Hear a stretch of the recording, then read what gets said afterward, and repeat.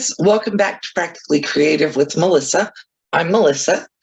As some of you may know, I have an obsession with pin cushions. I love pin cushions. I love them in any shape, even if they're wrong. I like them in sizes. I make them for my wrist. I have a ton of them displayed in my sewing room. And when I saw this cute little chicken, I was like, oh, I have to have a bunch of those. This one's made out of a couple of small pineapple blocks that I didn't use in my quilt. And he's got a little comb and a beak and a little tail back here. And I just love this one. So I thought I would put down how to make this so you guys could see it.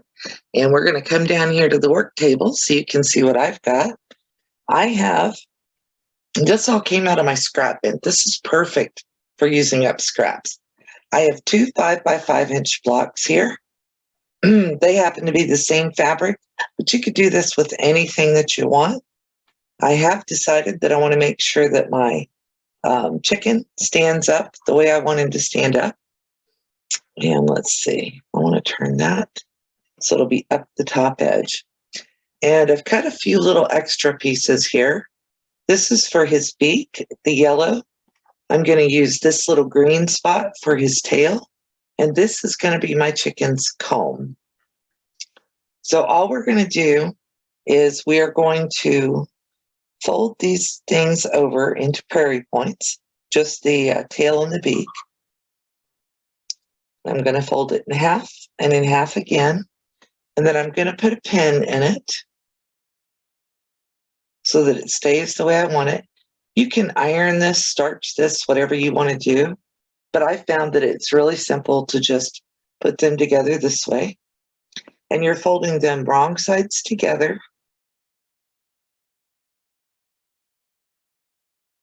This one's not quite square either, but it was close enough. It was close enough for what I wanted to do with it. Okay.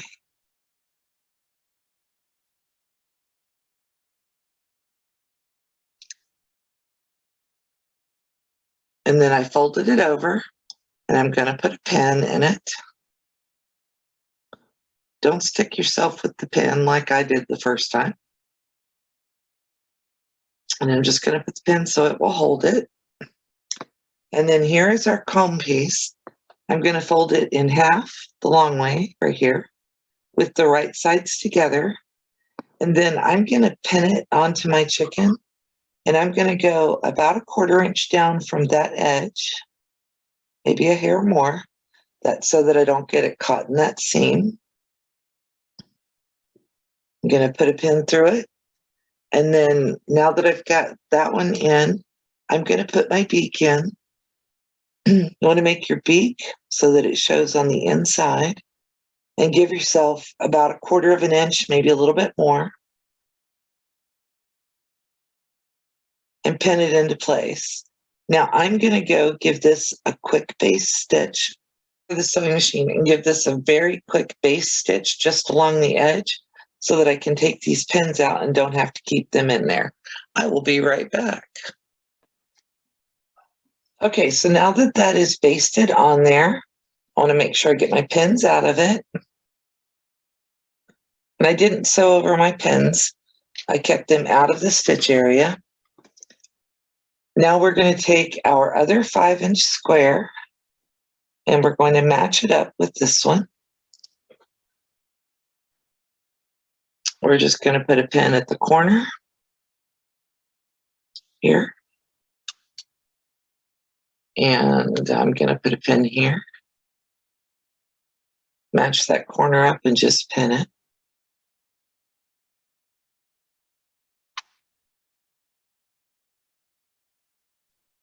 And a pin at this corner.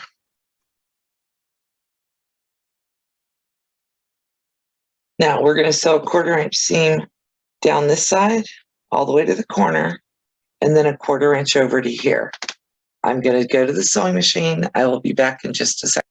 So I sewed all the way down, and I backstitched at both the beginning and the end of this seam.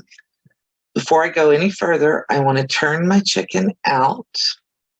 And all I'm checking is to make sure that I have my beak all the way in there and my comb all the way in there. And I haven't trimmed the corner, so you can't see that corner so much yet. But everything's in and enclosed in the seam. So now I'm going to turn my chicken back so that it's inside out. And I'm going to lay it down so that my beak is at the top and my comb is on the right. Because the next thing that I need to do is I need to come over here to this side. And that's the left side. The beak is at the top. And then this is the seam we're going to sew. I'm going to sew from this pin all the way up here, and I'm going to backspace. And I'm going to sew from this pin to the end, and I'm going to backspace. I'm leaving myself about 2 inches for turning the chicken through. If you can do it in a smaller space, go ahead. That's up to you. But I need about 2 inches to be able to turn it through and stuff it. So I'm going to go sew this line. I will be back in just a second. Okay, so now we have this little seam sewn, and I've left an opening in there. It's a little less than 2 inches, but it should be big enough for me to turn everything out. The next thing I want to do is, it actually turns out that my 5-inch squares aren't exactly matching. So I'm going to trim this little edge because I don't want to have difficulty with keeping it matched. And then we're going to take and open up our seam here at the bottom. And I'm going to match these 2 seams up. So see how they nest together? I'm going to use that to my advantage. Here's my tail. And I'm going to slide my tail inside there. And all I'm doing is I'm pinching them together and I'm putting it in so that the tail sits right on that center seam, keeping everything straight and everything matching. I'm going to put a pin in here. And I'm going to sew a 1/4-inch seam across the bottom of this. So we'll do that. Be back in a second. Okay, so I have sewn my seam. I backstitched across the tail, and I'm just going to trim that little bit extra. Don't really have to, but I like to. And then I'm going to trim right at my corners. I am not going through my seams. I'm just trimming off what's outside the seams, and that's just to reduce bulk. If you've ever made pillows or anything that gets turned out, you know what I mean.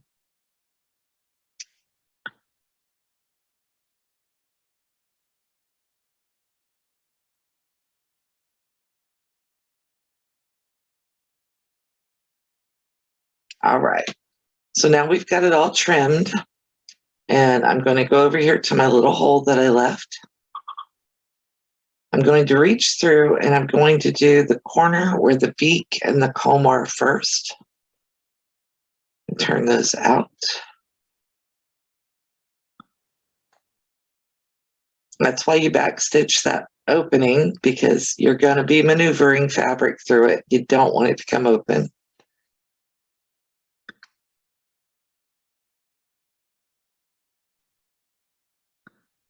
This should be pretty easy and simple to turn out.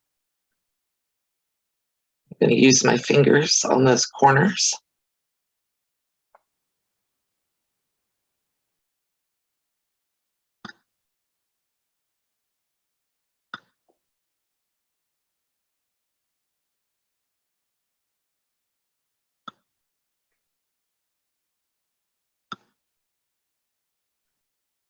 So there's our little chicken guy.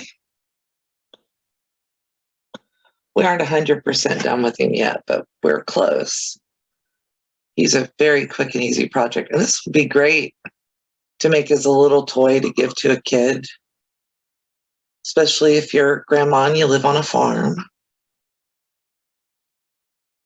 Or if your kid likes chickens. Some do. Back in through my hole, get my little... Okay, so we have chicken. And then I'm going to cut his little comb now. I'm just using my little embroidery scissors. And you can cut this every couple of inches, or I'm just doing maybe 1/4 to 1/8 of an inch.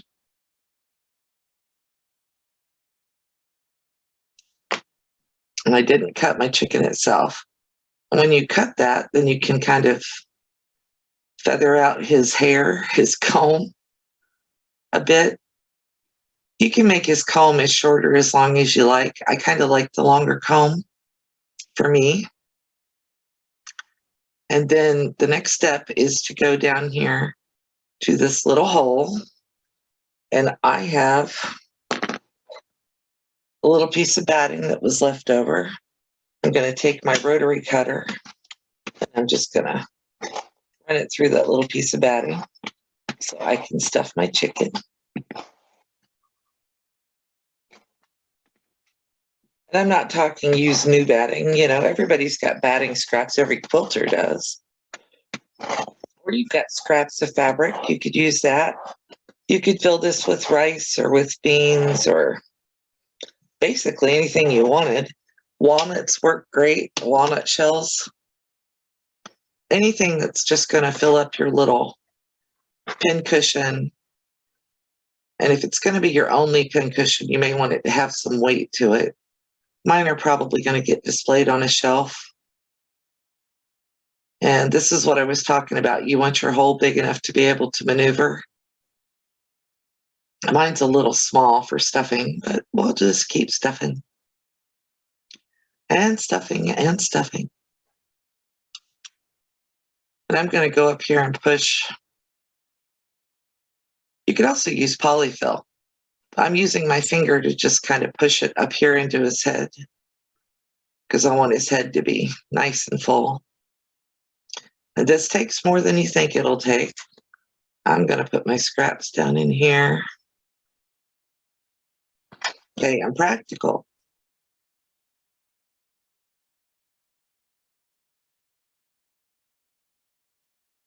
The reason you cut it up is you can't put that great big chunk of stuffing in through that hole.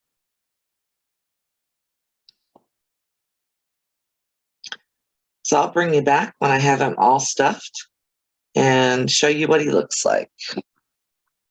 Okay, so we've got our little chicken stuffed, and all that's left is to sew the opening closed.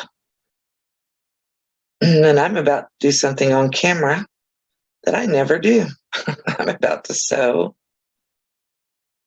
with a ladder stitch.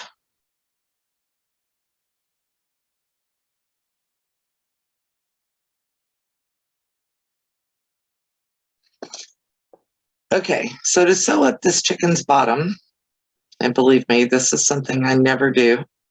So my ladder stitch is probably pretty bad. I'm going to go down in here and I'm going to try to see if I can get you guys any closer here.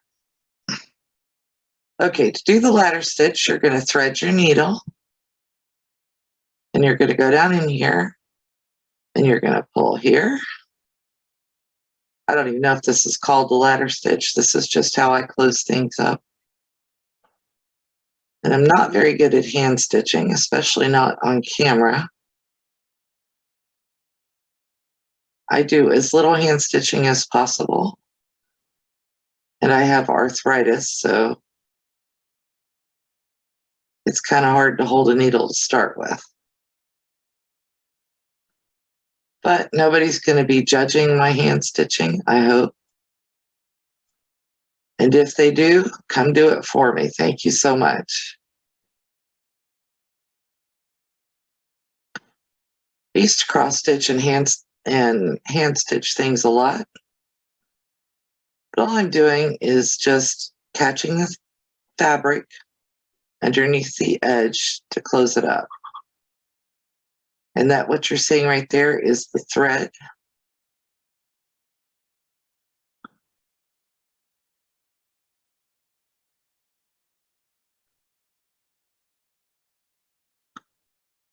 And if you're not a great hand stitcher, don't feel bad. Neither am I.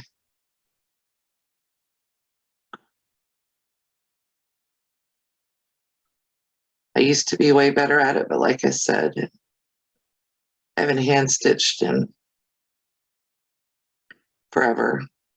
I would prefer to use a drop of glue to close this up, and that may be what I do on the other. So I have a couple more of these already sitting on my desk to be stuffed. But if you're giving it to a kid, you definitely want to hand stitch this shut very thoroughly, because this holds a lot of fiber fill. And if you give it to a kid, they may unstuff everything and throw all that fiber fill all over the place. And if it's a little kid, they might even eat some of it. And I don't think fiber fill is good for their digestion. Okay, and then I'm just gonna put a little knot in there. And I'm gonna snip my thread.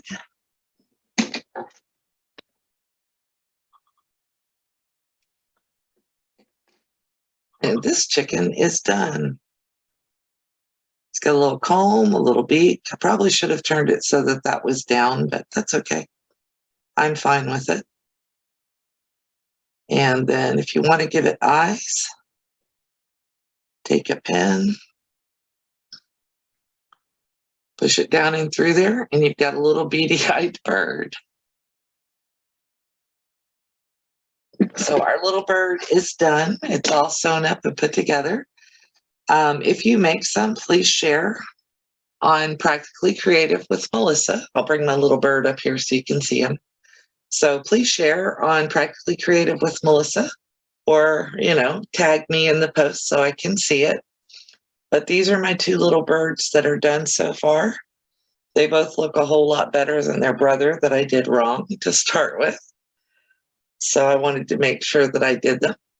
You guys have a great day. Thank you for watching. If you like my content, please like, comment, subscribe, and share. And don't forget to ring that bell so you know when I put up more videos. Thank you. Have a great day. Bye-bye.